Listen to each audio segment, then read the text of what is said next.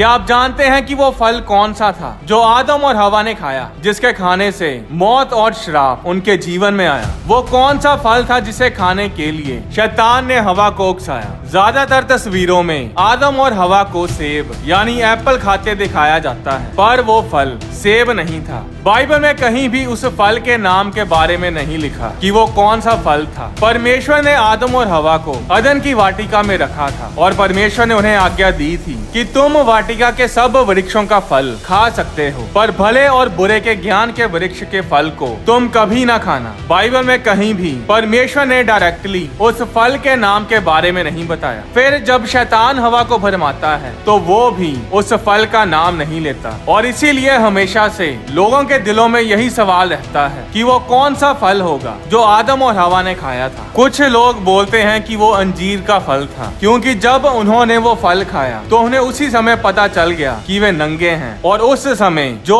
पेड़ उनके पास मौजूद था उन्होंने उसी पेड़ के यानी अंजीर के पत्तों के कपड़े बना लिए। फिर लोग ये भी बोलते हैं कि यीशु मसीह ने अंजीर के पेड़ को श्रापित किया था, इसलिए वो फल अंजीर का फल ही है। मरकुस अध्याय 11 उसकी 12-13 आयत में लिखा कि यीशु मसीह को भूख लगी थी और इसीलिए वो अंजीर के पेड़ के पास आए थे ताकि उसका फल खा सके। यीशु मसीह उस पेड़ को श्रापित करने के इरादे से उसके पास नहीं आए थे। तो भले और बुरे के ज्ञान का वृक्ष वो फल ना तो सेब है और ना ही अंजीर, वो फल है अंगूर। जी हाँ, परमेश्वर की आज्ञा तोड़कर जो फल आदम और हवा ने खाया और जिसे खाने से उनके जीवन में श्राप और मौत आई, वो फल अंगूर था। पर वो फल अंगूर कैसे हो सकता है? बाइबल में तो लिखा है कि वो एक वृक्ष था, एक पेड़, एक ट्री था, पर अंगूर का तो कोई पेड़ नहीं। उसकी बेल होती है, उसकी लताएं होती हैं, अंगूर का वृक्ष नहीं होता। पर क्या आप जानते हैं कि पहले समय में अंगूर का पेड़ इतना बड़ा होता था कि वो वृक्ष के जैसा होता था? इसके बारे में बाइबल में बहुत सी जगहों पर लिखा है। यहेजकेल अध्याय 15 उसकी 2 आयत में परमेश्वर ने कहा,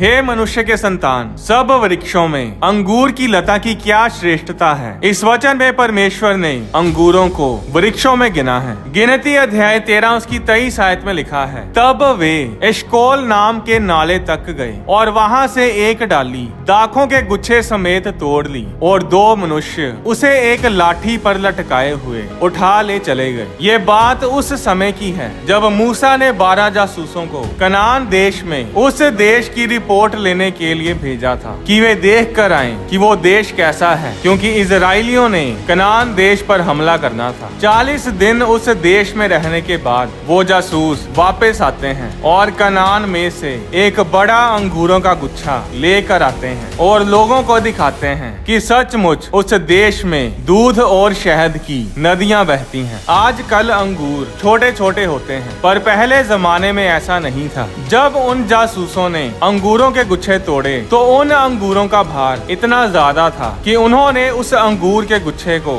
एक लाठी के बीच में बांधा और फिर 2 लोगों ने उस लाठी को उठाया। जिस तरह किसी शिकार किए जानवर को लाठी के ऊपर बांध कर ले जाया जाता था, उसी तरह उन्होंने उस अंगूर के गुच्छे को उठाया। अदन की वाटिका में जो वृक्ष लगे थे उनके बारे में गिदोन के बेटे ने भी भविष्यवाणी की थी। तकरीबन सब लोग जानते हैं गिदोन के बारे में। गिदोन के दिनों में इजरायली लोग मूर्ति पूजा बहुत करते थे और इसीलिए परमेश्वर ने इजरायली लोगों को मिधानियों के हाथों में कर दिया। और फिर जब इजरायलियों ने परमेश्वर को पुकारा तो उस समय परमेश्वर गिदोन को चुनता है और गिदोन मिधानियों के साथ लड़ता है। गिदोन बाल देवता की सारी वेदियां और मूर्तियां तोड़ देता है और इस कारण लोग गिदोन को यरूबाल के नाम से पुकारने लगे और इस तरह गिदोन का दूसरा नाम यरूबाल पड़ गया। गिदोन की बहुत सी पत्नियां थी और उन पत्नियों से उसके 70 बेटे पैदा हुए। गिदोन की एक रखैल भी थी जो शेकेम नगर में रहती थी, उसके भी एक पुत्र हुआ और गिदोन ने उसका नाम अबीमेलेक रखा। अब कुछ समय बाद गिदोन पूरे बुढ़ापे में मर जाता है और इस बात का फायदा उसकी रखैल से जन्मा पुत्र अबीमेलेक उठाता है। वो अपने रिश्तेदारों के पास शेकेम नगर में जाकर उनसे कहता है कि तुम लोगों के लिए क्या भला है यह कि यरूबाल के 70 पुत्र यानी गिदोन के 70 पुत्र तुम पर राज्य करें, या या फिर मैं जो तुम्हारा ही खून हूँ तुम पर राज्य करूँ। और इस कारण शेकेम के लोगों ने सोचा कि अबीमेलेक तो हमारा ही भाई है और इसलिए राजा की गद्दी के लिए इसे ही सपोर्ट की जाए। और इसलिए शेकेम के लोगों ने अबीमेलेक को खूब सारा पैसा दिया और उसने उस पैसे से गुंडे इकट्ठे किए और अपने पिता गिदोन के घर जाकर उसके 70 बेटों को मार डाला। इन 70 बेटों से अलग गिदोन का एक और बेटा था जो सबसे छोटा था। उसका नाम था योताम। अपने भाइयों को मरता देखकर योताम छिप जाता है और बच जाता है। अब शेकेम के लोग इकट्ठे होकर अबीमेलेक को राजा बना देते हैं और उस समय योताम वहां आता है और एक भविष्यवाणी और श्राप की शेकेम और अबीमेलेक के ऊपर घोषणा करता है। इस भविष्यवाणी को ध्यान से सुनिएगा। इस भविष्यवाणी में अदन की वाटिका के खास वृक्षों का जिक्र किया गया है। न्यायों अध्याय 9 उसकी 8 आयत में योताम शेकेम के लोगों से बोलता है कि एक समय था जब वृक्ष इकट्ठे होकर अपने लिए राजा ढूंढने को निकल पड़े। पहले वो जैतून के पेड़ के पास गए और बोले कि हम पर राज्य कर, पर जैतून के पेड़ ने राजा बनने से मना कर दिया। फिर वे अंजीर के पेड़ के पास गए, उसने भी राजा बनने से मना किया। और फिर उन्होंने अंगूरों से यानी दाखलता से कहा तू आकर हम पर राज्य कर, पर दाखलता ने भी उन्हें मना कर दिया। फिर आखिर में उन्होंने झड़बेरी से कहा यानी कटीली झाड़ियों से कहा तू हम पर राज्य कर। न्यायों अध्याय 9 उसकी 15 आयत में कटीली झाड़ियों ने वृक्षों को जवाब दिया यदि तुम अपने ऊपर राजा होने को मेरा अभिषेक सच्चाई से करते हो तो आकर मेरी छाया में शरण लो, और नहीं तो कटीली झाड़ियों से आग निकलेगी जिससे लबानोन के देवदारू भी भस्म हो जाएंगे। फिर योताम शेकेम के लोगों को कहता है कि इसी तरह अब यदि तुम लोगों ने सच्चाई और खराई से अबीमेलेक को राजा बनाया है और यरूबाल यानी गिदोन और गिदोन के घराने से भलाई की है तो अच्छी बात है। तो फिर तुम लोग अबीमेलेक के कारण आनंद करो, एंजॉय करो। पर अगर तुमने गिदोन के घराने के साथ बुराई की है और गलत तरीके से अबीमेलेक को राजा बनाया है तो फिर अबीमेलेक से ऐसी आग निकले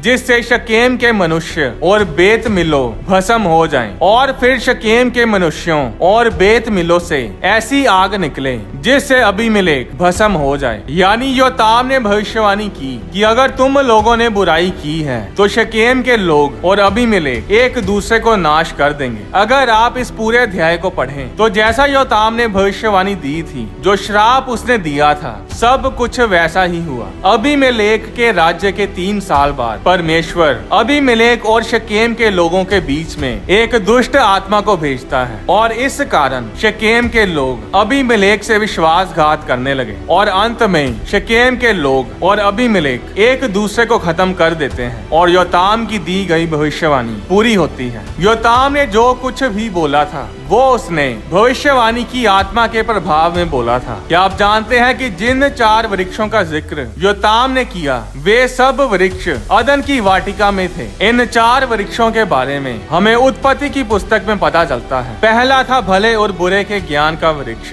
जिससे आदम और हवा ने फल को खाया था। दूसरा था अंजीर का वृक्ष जिसके पत्तों को जोड़ जोड़ कर आदम और हवा ने कपड़े बना लिए थे। तीसरा था जीवन का वृक्ष जिसकी रखवाली के लिए परमेश्वर ने स्वर्गदूतों को ठहराया था। और चौथा है कटीली झाड़ियाँ जिसके बारे में उत्पत्ति अध्याय 3 उसकी 18 आयत में लिखा है। न्यायों अध्याय 9 में योताम 4 वृक्षों की बात करता है और वही 4 वृक्ष उत्पत्ति की पुस्तक में सबसे महत्वपूर्ण वृक्ष थे जिनका जिक्र परमेश्वर ने खुद किया था। न्यायों अध्याय 9 में 4 वृक्ष हैं जो है जैतून, अंगूर, अंजीर और कटीली झाड़ियाँ। और उत्पत्ति की पुस्तक में भी अदन की वाटिका में 4 ही महत्वपूर्ण वृक्ष हैं जो है भले और बुरे के ज्ञान का वृक्ष, जीवन का वृक्ष, अंजीर का वृक्ष और कटीली झाड़ियाँ। परमेश्वर ने अदन की वाटिका के सेंटर में 2 वृक्ष लगाए थे जो कि बहुत ही स्पेशल थे। अब वो 2 वृक्ष अंजीर का वृक्ष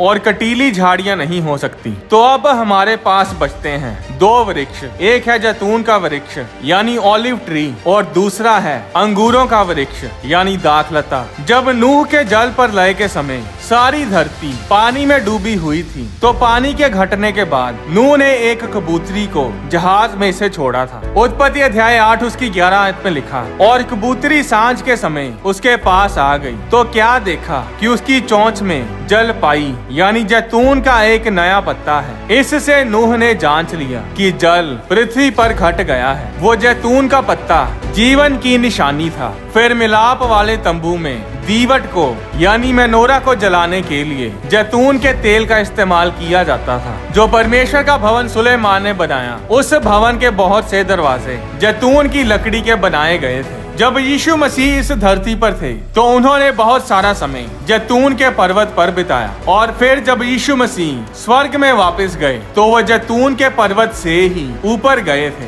और अब जब यीशु मसीह का दूसरा आगमन होगा तब भी यीशु मसीह जैतून के पर्वत पर ही आएंगे। पुराने समय में प्रोफेट परमेश्वर के नबी अपने साथ जैतून का तेल रखते थे, और जब भी कोई राजा या कोई जन परमेश्वर की ओर से चुना जाता था तो उन्हें जैतून के तेल के साथ अनॉइंट यानी मसा किया जाता था। इस तरह बाइबल की आयतों से हमें पता चलता है कि जैतून का वृक्ष जीवन को दर्शाता है। जो वृक्ष अदन की वाटिका के बीच में लगा था, जिसे जीवन का वृक्ष बोला जाता था, वो जैतून के वृक्ष का ही एक अलौकिक रूप था, एक सुपर नेचुरल वर्जन था। तो अब हमारे पास भले और बुरे के ज्ञान के वृक्ष के लिए एक ही वृक्ष बचता है, और वो है अंगूरों का वृक्ष यानी दाखलता। क्या आप जानते हैं कि बाइबल में बहुत सी जगहों पर अंगूरों को खाना मना किया हुआ था। जब सैमसन पैदा होने वाला था तो परमेश्वर के स्वर्गदूत ने सैमसन की माता को दर्शन देकर बोला था कि वह ना तो अंगूर खाएगी और ना ही अंगूरों से बनी कोई चीज खाएगी। सैमसन को भी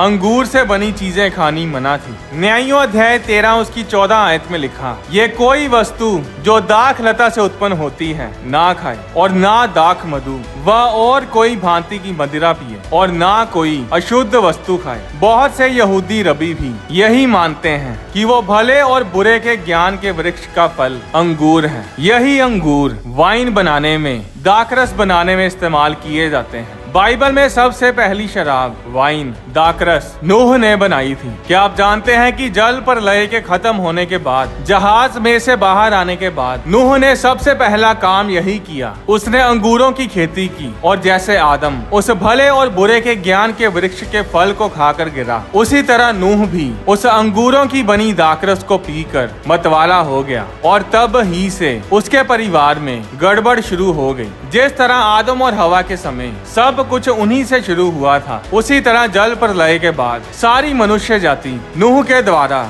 दोबारा से शुरू हुई। और इसीलिए परमेश्वर ने भी जिस तरह आदम को आशीष दी थी, उसी तरह उत्पत्ति अध्याय 9 उसकी 1 आयत में परमेश्वर ने नूह और उसके परिवार को आशीष दी और उनसे कहा कि फूलो फलो और बढ़ो और पृथ्वी में भर जाओ। पहली बार तो आदम गिरा ही, पर दूसरी बार नूह भी गिरा। बाइबल में लोगों ने बड़ी बड़ी गलतियां की जब जब वे दाखरस के मतवाले हो गए। आज भी ऐसा ही है। हर साल तकरीबन 30 लाख लोग शराब, वाइन, अल्कोहल के नशे के कारण मर जाते हैं। लोगों के घर बर्बाद हो जाते हैं। जैतून का वृक्ष जीवन के वृक्ष की निशानी था, और अंगूरों का वृक्ष यानी दाखलता भले और बुरे के ज्ञान के वृक्ष की निशानी थी। पुराने समय में जैतून के तेल को रोटी बनाने के लिए इस्तेमाल किया जाता था। इसके बारे में 1 राजा अध्याय 17 उसकी 12 आयत में भी लिखा है। जब एलिया सारपत नगर की विधवा के पास गया तो उस विधवा ने एलिया को बताया था कि उसके पास केवल घड़े में मुट्ठी भर मैदा और कुप्पी में थोड़ा सा तेल है, जिसकी रोटी बनाकर मैं और मेरा बेटा खाएंगे और फिर मर जाएंगे। जिस तेल की वो बात कर रही थी वो जैतून का तेल था।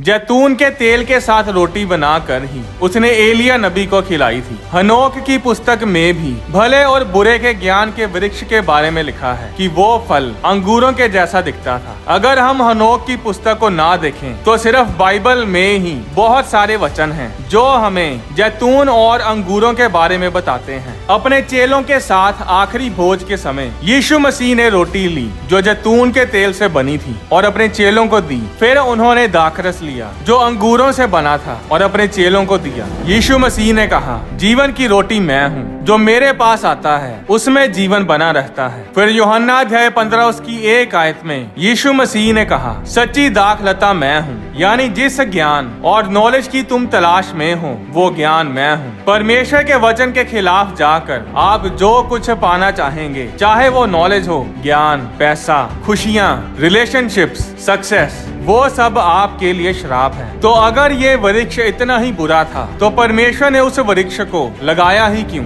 वो फल, वो वृक्ष बुरा नहीं था। बाइबल में लिखा है कि परमेश्वर ने जो कुछ बनाया वो सब अच्छा था। उत्पत्ति अध्याय 2 उसकी 9 आयत में लिखा, और यहोवा परमेश्वर ने भूमि से सब भांति के वृक्ष जो देखने में मनोहर और जिनके फल खाने में अच्छे हैं उगाए, और वाटिका के बीच में जीवन के वृक्ष को और भले या बुरे के ज्ञान के वृक्ष को भी लगाया। परमेश्वर ने उस भले और बुरे के ज्ञान के वृक्ष को अगर आदम और हवा से दूर ही रखना होता तो वो कभी भी उस वृक्ष को उस अदन की वाटिका के बीच में नहीं लगाता। पाप उस फल को खाने से नहीं हुआ, पाप इसलिए हुआ क्योंकि परमेश्वर की आज्ञा, परमेश्वर का वचन तोड़ दिया गया। वो फल अच्छा था पर क्योंकि परमेश्वर ने उसे खाने से मना किया हुआ था, इसलिए उस फल को परमेश्वर की आज्ञा के खिलाफ जाकर खाना पाप था। अब पानी तो आपके लिए अच्छा है, पर अगर परमेश्वर ने आपको पानी पीने से मना किया है तो फिर वो पानी आपके लिए पानी नहीं बल्कि जहर है। वो वृक्ष परमेश्वर के लिए इतने खास थे कि परमेश्वर ने उन वृक्षों को वाटिका के बिल्कुल बीच में लगाया था। परमेश्वर ने अपने समय पर आदम और हवा को उस फल को खाने के लिए अनुमति दे देनी थी, क्योंकि परमेश्वर ने सब कुछ आदम और हवा के लिए ही बनाया था। उस फल को खाने से पहले परमेश्वर उन्हें बताता था कि उनके लिए क्या सही है और क्या गलत, क्या भला है और क्या बुरा है। पर वो परमेश्वर से दूर जाकर खुद ये फैसला करने लगे कि हमारे लिए क्या भला है और क्या बुरा। आज भी लोग ऐसा ही करते हैं। वे परमेश्वर के वचन के बीच से अपनी जिंदगी के फैसले नहीं करते। उनको जो अच्छा लगता है वे उसी हिसाब से अपने लिए भले और बुरे का फैसला करते हैं। नीति वचन अध्याय 10 उसकी 22 आयत में लिखा, धन यहोवा की आशीष ही से मिलता है और वह उसके साथ दुख नहीं मिलाता। परमेश्वर जो आशीष आपको देता है उसके साथ कोई दुख नहीं आता। भजन संहिता 127 उसकी 1 आयत में लिखा, यदि घर को यहोवा ना बनाए तो उसके बनाने वालों का परिश्रम व्यर्थ होगा। यदि नगर की रक्षा यहोवा ना करे तो रखवाले का जागना, चौकीदार का जागना व्यर्थ ही होगा। नीति वचन अध्याय 21 उसकी 31 आयत में लिखा, युद्ध के दिन के लिए घोड़ा तैयार तो होता है परंतु जय यहोवा ही से मिलती है। आज लोग दुखी और श्रापित इसीलिए हैं क्योंकि वे आदम और हवा की तरह परमेश्वर के वचन को तोड़कर आशीष की खोज में रहते हैं। पर सच्चा ज्ञान, सच्ची आशीष का सोता सिर्फ यीशु मसीह ही है। आज आपको जो कुछ चाहिए वो सब यीशु मसीह में है। उससे अलग होकर हम कुछ नहीं कर सकते। इसलिए परमेश्वर में बने रहें। अपने हर काम को परमेश्वर के वचन में बने रह कर ही करें। परमेश्वर के वचन से जुड़ी वीडियोस को देखने के लिए आप होली स्पिरिट प्रोडक्शंस चैनल को सब्सक्राइब करें और बेल आइकन पर क्लिक करके ऑल नोटिफिकेशंस को सिलेक्ट करें ताकि चैनल पर अपलोड की जाने वाली सारी वीडियोस आपके फोन में जरूर पहुंचे। आप अपनी डोनेशन बैंक अकाउंट के जरिए और QR कोड को स्कैन करके भी भेज सकते हैं। परमेश्वर आपको आशीष दे।